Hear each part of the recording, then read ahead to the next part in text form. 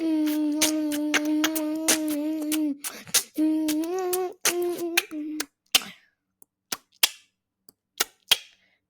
team, so welcome back with another episode ahead, and I really enjoyed today. I'm not going to give away why, but some of the themes that was spoken about was failure, just what a holiday does and why it does what it does, and probably how you navigate failure, mental capacity. We talk about glass ceilings and everything that you might be going through in one way or another. So when you're listening to today's conversation, don't think of it as that situation as unique. Think about how can I apply what is being spoken about to my life, where the lessons I've got, what are the lessons I can take away that I can immediately change in my life, especially if you are busy.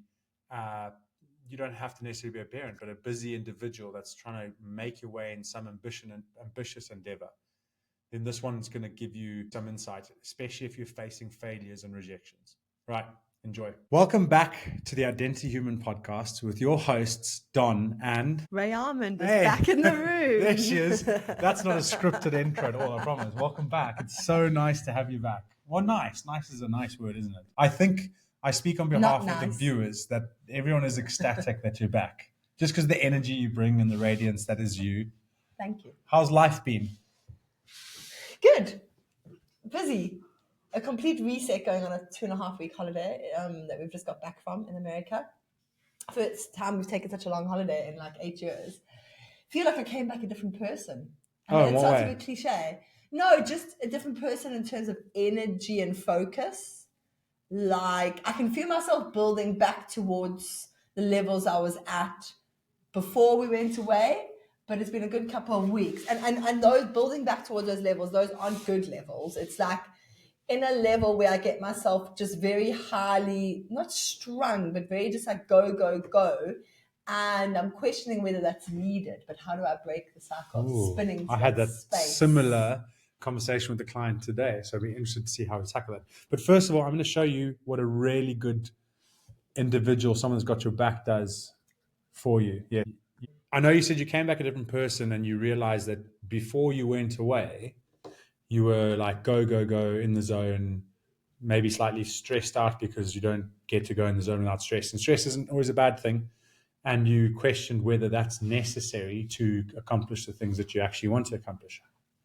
Tell me more. No, it's because there's definitely for me, and I know it's a truism for other people, where you feel that to have value and or to be successful, you have to work hard.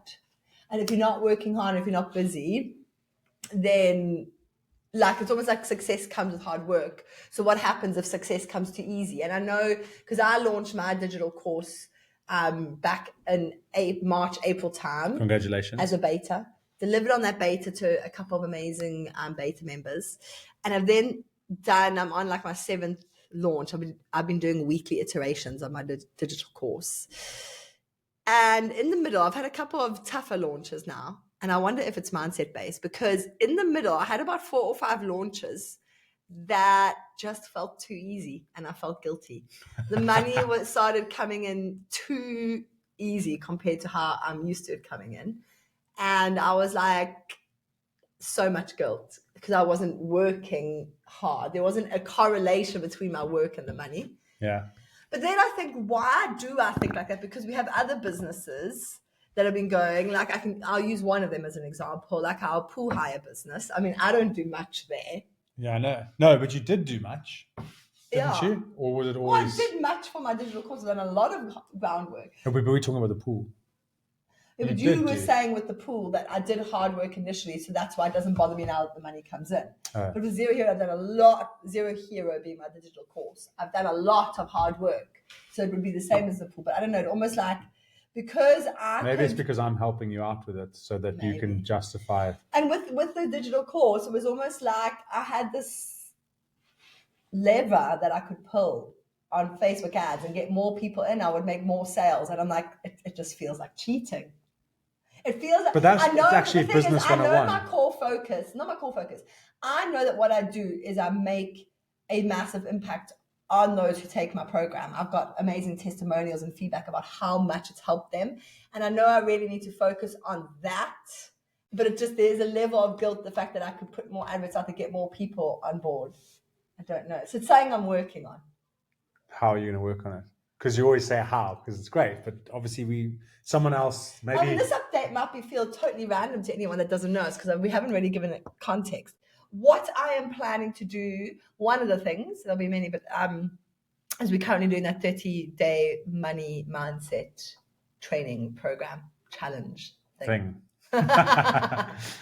And so working through that, because I think, do you know what? We all have money beliefs, no matter what level of wealth the family is that you grew up in.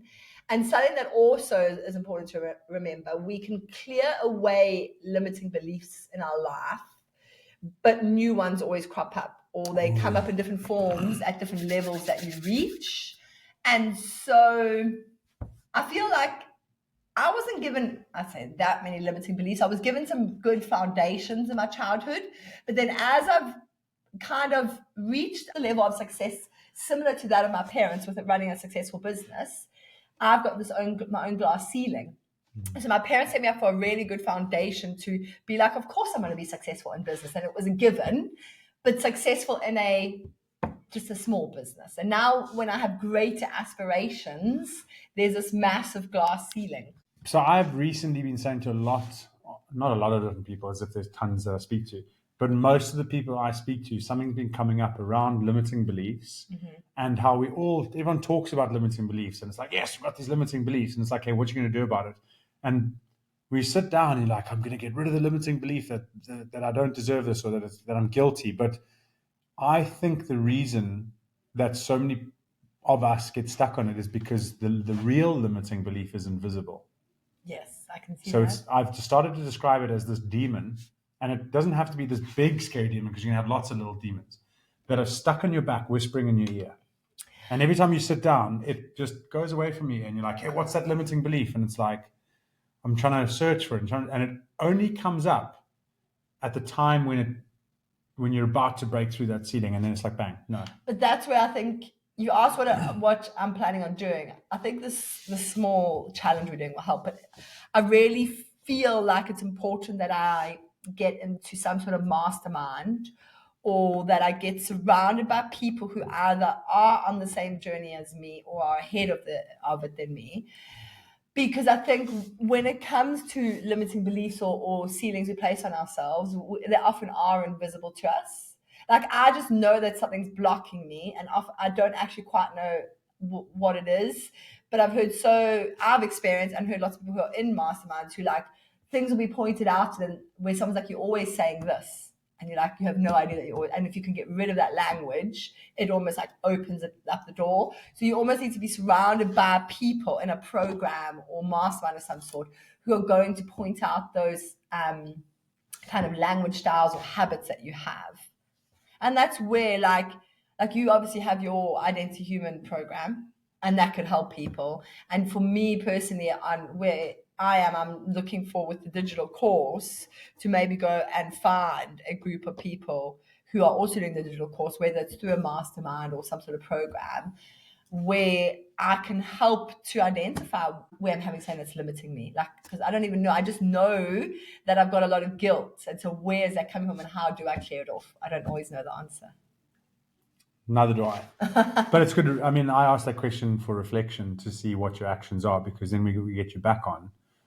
There's almost be creating a Rand's journey on as a side track of Identity Human podcast journey. Because it is like, this is the whole point of this, is to show progress, not perfection. Yeah.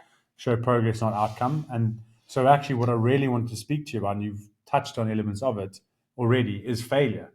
Because I think in a lot of different ways, people get stuck in a limiting belief after a failure comes, not before. Do you know what I mean? So you took action, success. You're like, oh, this is great. Failure comes immediately, limiting beliefs like, oh, this is why.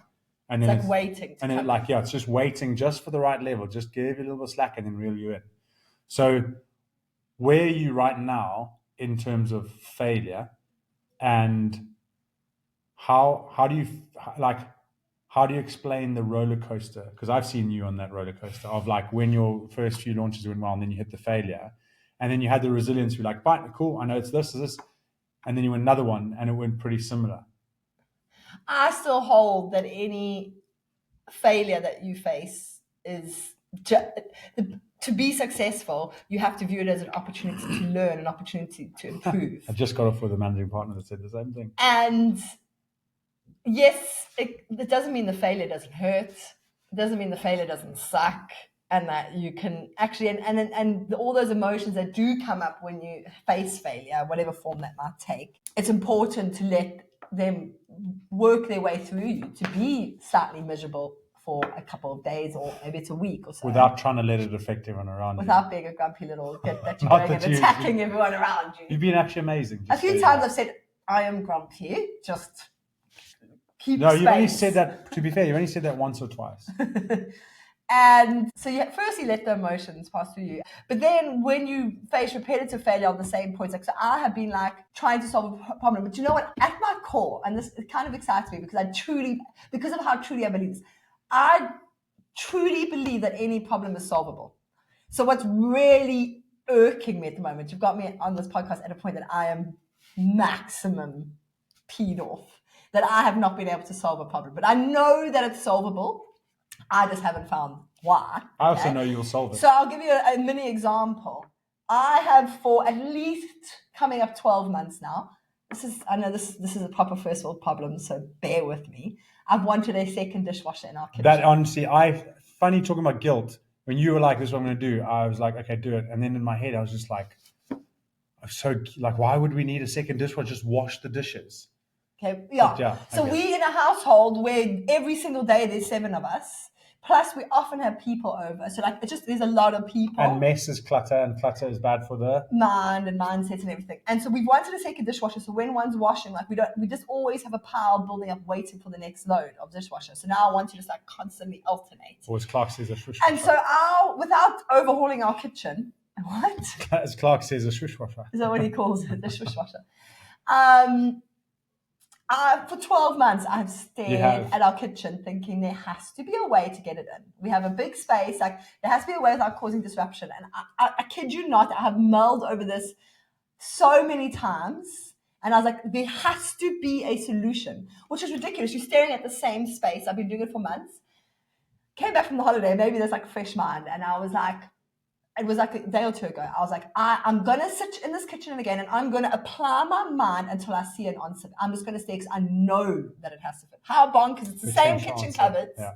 The same. So I said, there's something that I'm not thinking about that could work. And it was today or yesterday, I figured out exactly where the dishwasher will go without causing any need to change countertops or do anything.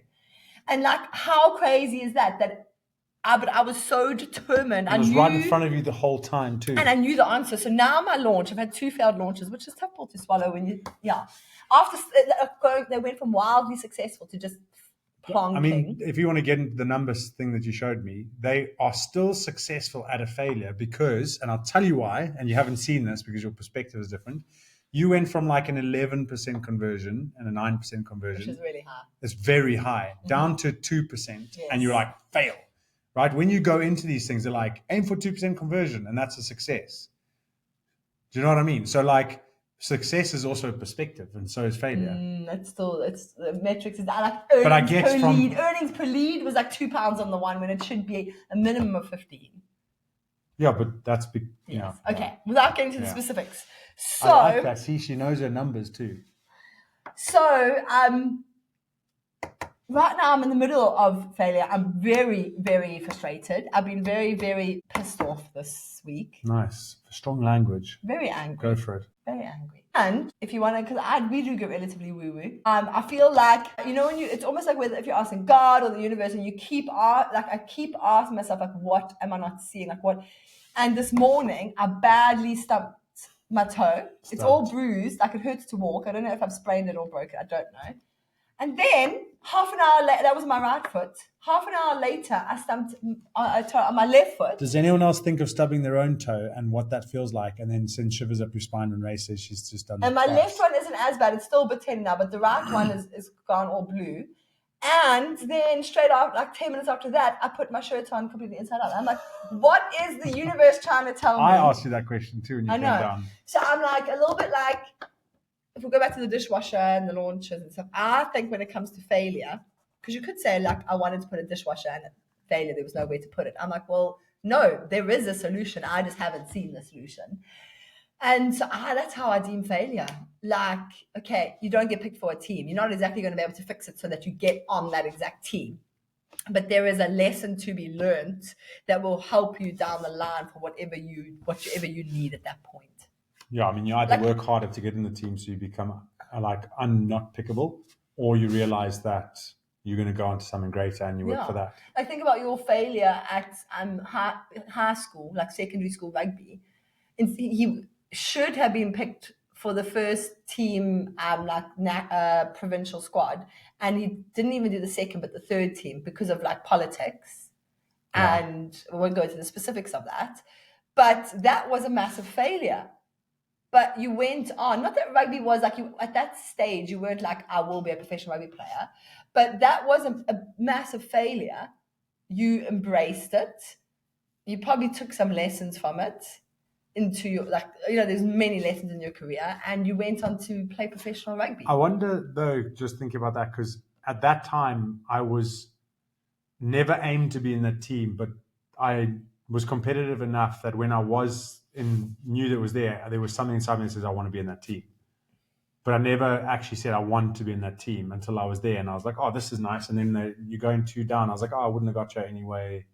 Do you know what I mean? So I think it's slightly different when like you've got a specific goal that you're going after, and it's a different type of failure.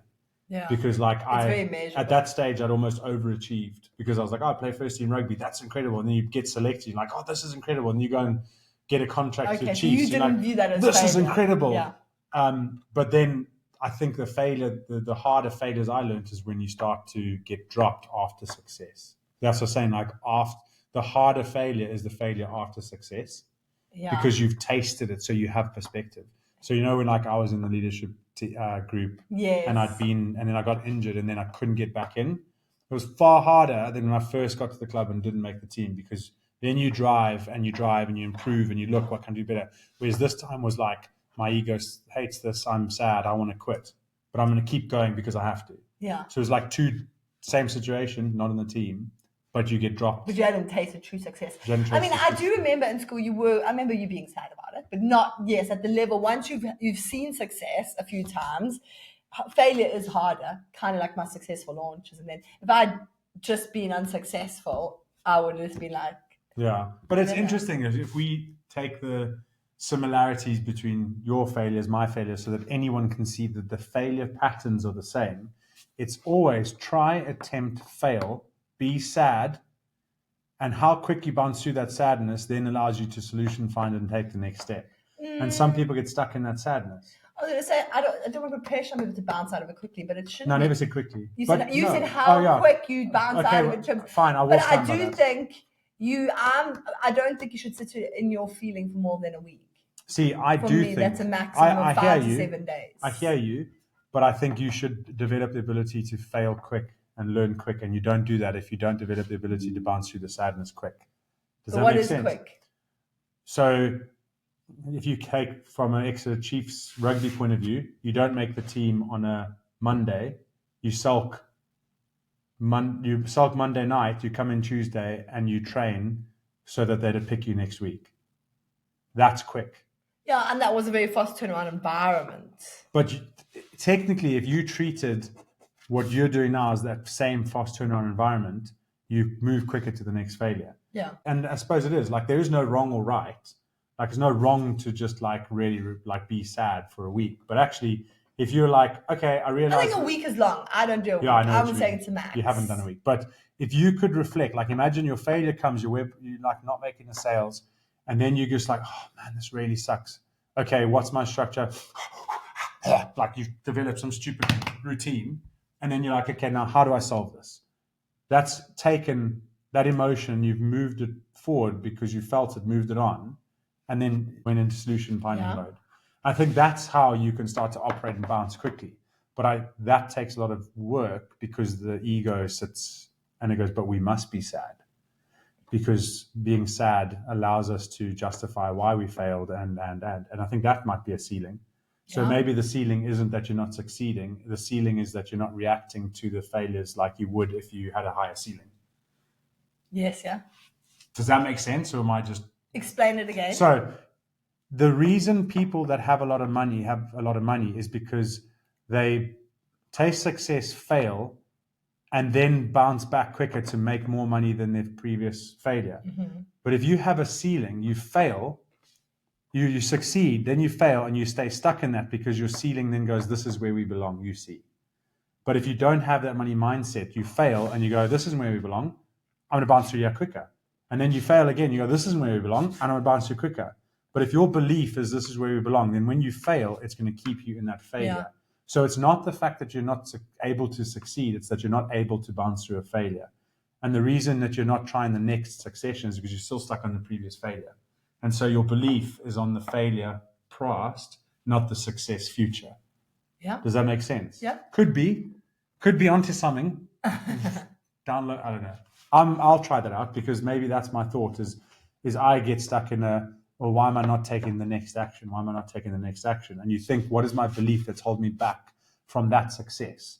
And, and I said things are invisible. Actually, the belief is the demon behind you that's going, well, that failure sucked and this is where we belong because look, you tried and you failed. Yeah. And maybe then you can retrospect on that. Go like, oh, this failure doesn't matter. And you shift forward. Yeah. Back to you. No, man. It's interesting. You sure? Yeah. Are you sure? 100%. Has anything else come to you? No. Okay, so what advice are you giving? Because now I want to take you back to the beginning so we tie in this whole thing. Is that you went on a break and you felt really good when you came back. Okay. I've just got off a meeting before this where someone was like, they're just trying so hard to keep everything together. Sorry, yeah. Is it? Yeah. Something's trying to tell you something? No, I've had hay fever all day. Yeah, carry on. I was trying to bring woo-woo into the wrong time. No, so it's then, what's your next step approach so that the person that is resonating with that, oh yeah, I'm so busy all the time because that's how it has to be, can, before they have to go on a break or something happens, take your word and your perspective and go, okay, I'm going to try that. Because when I said that to my lady client, she said, but it's so hard to implement because how do you do it? How do you stop feeling guilty about?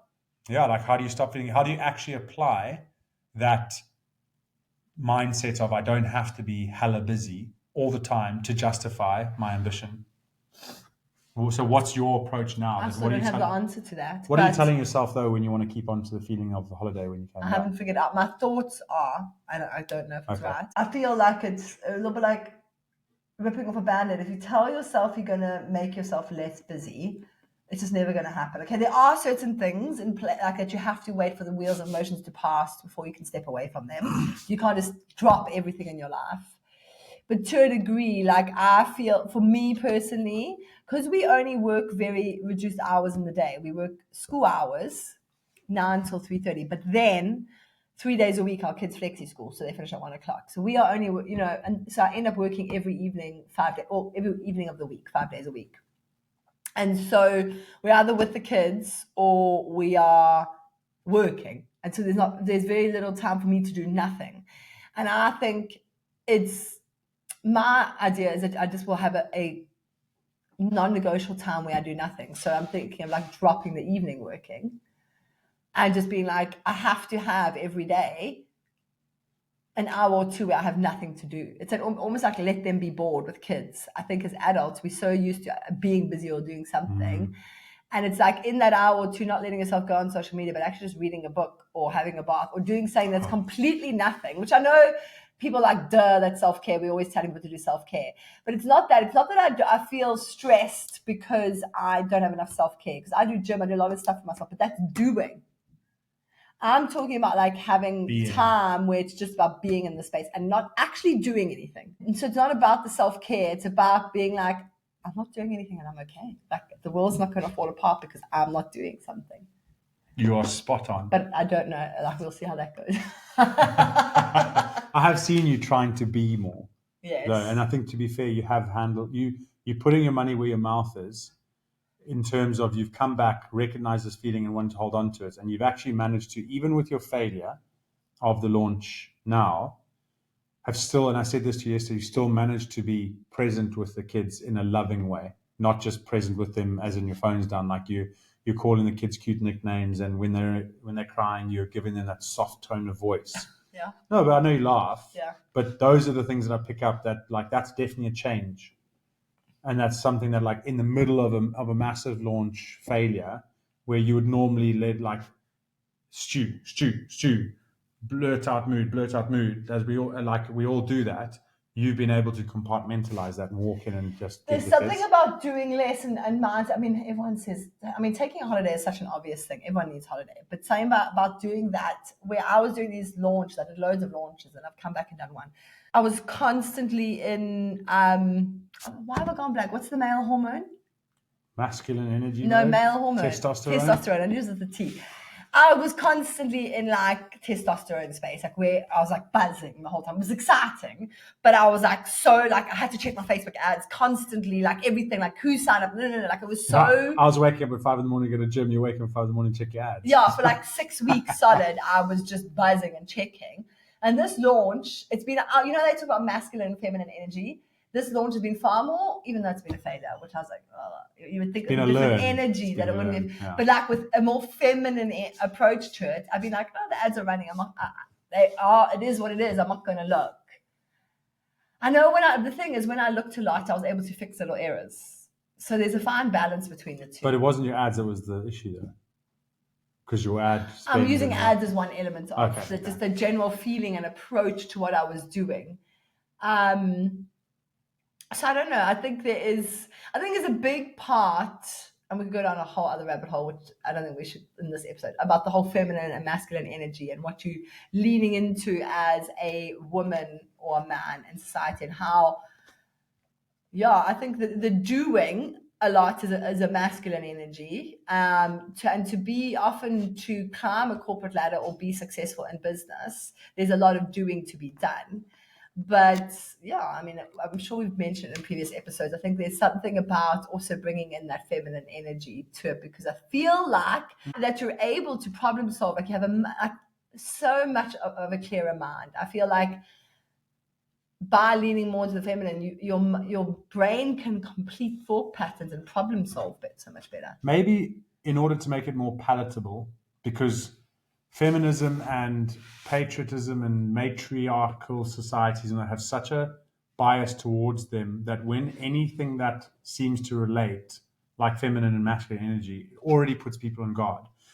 But when you get to understand it, like you aren't explaining feminine energy as in female, it's like a slower, more calmer, solution-finding essence that you were putting on there. That's what I was picking up from. And actually, like if you come up with a different name from it, it makes you far more intentional behind, I'm bringing my such and such energy to this situation. So you're actively switching off that testosterone energy, whatever you want to call it, like the doing energy versus the being energy. Yes. You could literally frame it like that so that it has no other like historical biases and go like, I'm doing my being energy. What's your being energy? It's calm, controlled, strength and calm, solution finding, all that kind of stuff. And I think when you look at mindfulness and where really effective leadership and businesses and parenting, all that, it's all that kind of energy. Yeah.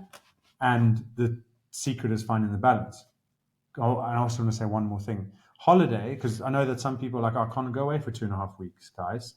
Like we don't have the support systems. My job's busy. We didn't go on holiday and do nothing. Like I feel like we were so much, we were busier on holiday than we were here. Like you wake up in the morning, you got the kids straight away, you're packing the car, you're going how you're doing that. Like not in a like way. We loved it, but it was a change of rhythm. So we didn't have phones or computers, and we weren't sitting down and thinking. And it was just a shift of rhythm.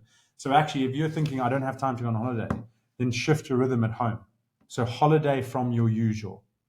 And see what comes up, because I think that's where what we actually got out of it is both of us had the shift of rhythm that put us into thinking in a different way, because we didn't have the usual distractions of computer. I mean, you still had phone, but we didn't have. I mean, we don't have TV at home anyway. It was basically coming and sitting at a desk that carries a certain energy, memory to it. That was out the way. So, like for the next 2 weeks, go and sit at a different office or at a hotel or at a cafe, and just see if that makes a difference. Change up your evening routine and just see if that is the same as a holiday, because they do say change is like holiday. So, yeah.